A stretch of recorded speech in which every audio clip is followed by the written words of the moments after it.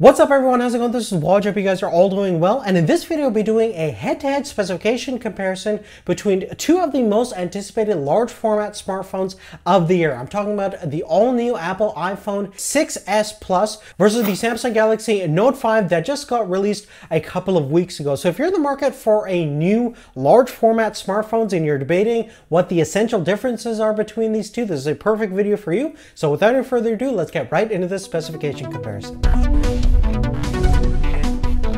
Now, the first things first, we're going to talk about the design of these two smartphones. You can see that side by side, the Note from a dimensional standpoint is going to be slightly smaller when it comes to the width and length compared to the iPhone 6s Plus, but from a thickness standpoint, the 6 Plus is still going to be slightly thinner, measuring about 7.3 millimeters versus about 7.6 millimeters on the Note 5. Now, in terms of weight, the Note is going to actually be a little bit lighter than the 6s Plus, measuring about 171 grams versus about 192 grams. At the end of the day, I'm not sure how much of a difference that's going to make, but that's certainly something to count. Now, in terms of build materials, both phones are going to be made pretty well. Now, we obviously had some issues in terms of structural integrity with the previous generation iPhone 6 Plus. With this one, Apple is claiming that they've enhanced the structural rigidity by using 7000 series aluminum. They've also reinforced the glass to make it as tough as possible. I'm not sure if that'll translate into an unbendable phone based on how large the iPhone 6s Plus is going to be, but we'll have to see if it'll actually help its structural integrity once we get our hands on it. Now, the Note 5 is actually made out of really similar materials as the Samsung Galaxy S6, so full aluminum construction, no more plastic fantastic anymore with the Samsung lineup of products. Really high quality premium build materials up there with what you're going to find with the new iPhones. Now, moving forward in terms of display technology, the Samsung is always going to be using Super AMOLED, so great black levels, your exceptional colors, 16 million colors. We're going to have IPS LED backlit technology on the iPhone 6s Plus, very similar to the previous generation 6 Plus, with the exception that now you have something called 3D Touch technology, which is basically the same system that you found in the Force Touch trackpads on the new MacBooks. So with this technology, you can basically add a little bit of force to your capacitive touch to enable a couple of different features based on whatever application you're going to be using. So that may or may not be a helpful feature, but it is a new feature nonetheless that the Note 5 does not have. Now, besides that, I think from a pure visual standpoint, the Note 5 is probably going to have the better display. It certainly has the higher resolution and better black levels. So we have a full Quad HD display with a PPI count about 518 versus we still have a 1920 by 1080 on the new 6s Plus, and that has a PPI count about 401. So in terms of clarity, most likely you will see that tiny bit of pixel density come out when you're using the Note 5, not to mention the much better black levels. Now, internally, both of these two smartphones are packing quite a bit of punch. Now, we have the brand new Apple A9 dual-core processor on the new iPhone 6s Plus, which is based around a 64-bit desktop class architecture. It's supposedly about 70 times faster than the previous generation iPhone. The GPU performance is going to be boosted up to 90%, and we still have a M9 motion coprocessor, which is going to be used to process information based around the compass, gyroscope, barometer. It's also going to track all the fitness capabilities of what the new iPhones can do. So it looks like the new iPhone is going to be fairly capable. Compared to the Note 4, we have a 8-core processor comprised of 2 quad cores. One is clocked about 1.5 gigahertz, which is the Cortex A53, and the other one is about 2.1, the Cortex A57. So this is the Exynos 7420 chip, very similar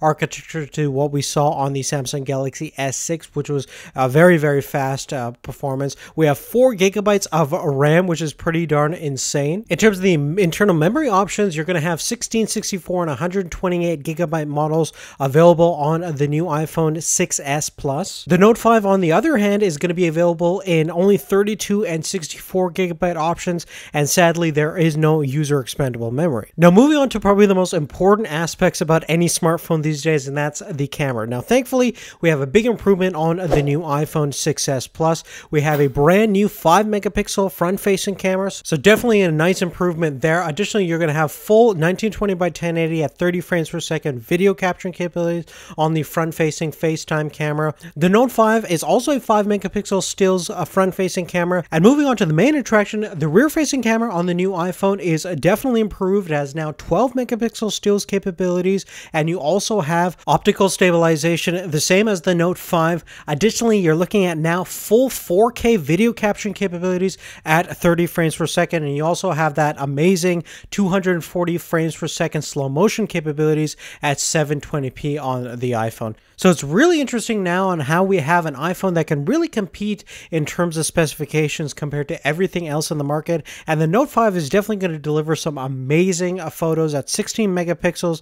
And obviously you have a full 4K video capturing capabilities as well. I really can't wait to get my hands on both smartphones to do a side-by-side head-to-head comparison and to really determine which one is going to deliver the best image quality when it comes to both for photos and video. So definitely stay tuned for that dedicated video. Now, the last thing we're going to talk about is the connectivity and battery options. Now, in terms of connectivity, we have 802.11 AC on both of these two devices, which is excellent to see. We have Bluetooth 4.2 on the Note 5, Bluetooth 4.1 on the 6 Plus, and both are going to have NFC capabilities. Of course, Apple's restricting their NFC to specifically Apple Pay-based services, but you obviously have universal standard for near-field communication on the Note 5. In terms of actual physical connectivity, you're looking at the Lightning cable, which is the reversible cable that we all know and love from Apple on the new iPhone, and the micro USB connection on the Note 5. Sadly, we would love to see USB Type-C on these two devices, but we're still not at that point yet. Now, in terms of battery performance, in terms of actual battery capacity, both are actually quite similar. You're looking at 3,000 milliamp hours on the Note 5 versus about 2,915 milliamp hours on the iPhone 6 Plus S, which is very similar to what we saw last year with the 6 Plus. And I would probably expect to see very similar battery performance on the new iPhone compared to the previous generation 6 Plus. And we're obviously going to do a real-world battery test between the two. We're actually going to do a benchmarking dedicated video to see which battery actually lasts longer. So definitely, again, stay tuned for that dedicated battery test video. Now, one thing I should mention at this point is that the Note 5 does have fast charging capabilities as well as wireless charging capabilities for both PMA and Qi wireless chargers, something that the iPhone still lacks. But other than that, guys, that's really it. Make sure to leave a comment down below letting me know what you guys think of the video. Which smartphone would you guys be most interested at this point? Again, we're going to have a full-on